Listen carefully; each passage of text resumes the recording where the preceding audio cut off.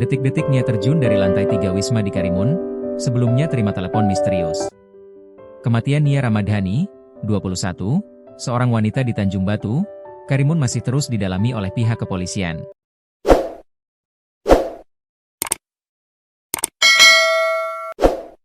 Wanita muda itu sebelumnya ditemukan tergeletak di jalan, setelah diduga lompat dari lantai 3 Wisma Hoki di Tanjung Batu Kota, tempatnya menginap bersama temannya.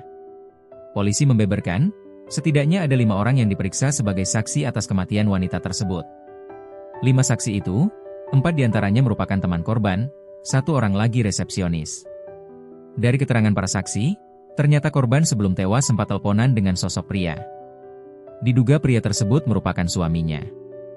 Namun ketika menelepone, nada suara korban tinggi. Rekan-rekan korban akhirnya memilih meninggalkan korban di dalam kamar untuk menyelesaikan permasalahan itu.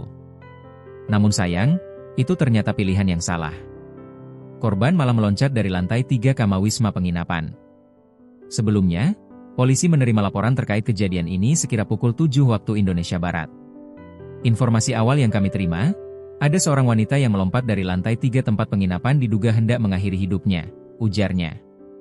Dari keterangan polisi, kronologi kejadian ini berawal saat saksi Fidra Yanda Aulia, 18, dan MHD Udo Engsa Alfiano, 20, bersama Nia yang merupakan warga Kundur itu berada di kamar 303 Wisma. Saksi melihat korban sedang memegang HP sambil marah-marah dengan lawan bicaranya, Erwin, suami korban. Saksi Fidra lalu pergi ke kamar 310, untuk memberitahu saksi Aprianggriayu, 30, dan Saloma Kumba, 19, bahwa korban berantam dengan suaminya. Sedangkan saksi Udo pergi ke toilet.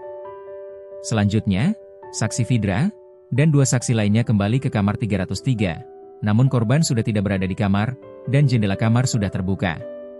Kemudian mereka turun ke lantai dasar, sementara saksi Udo menyusul turun.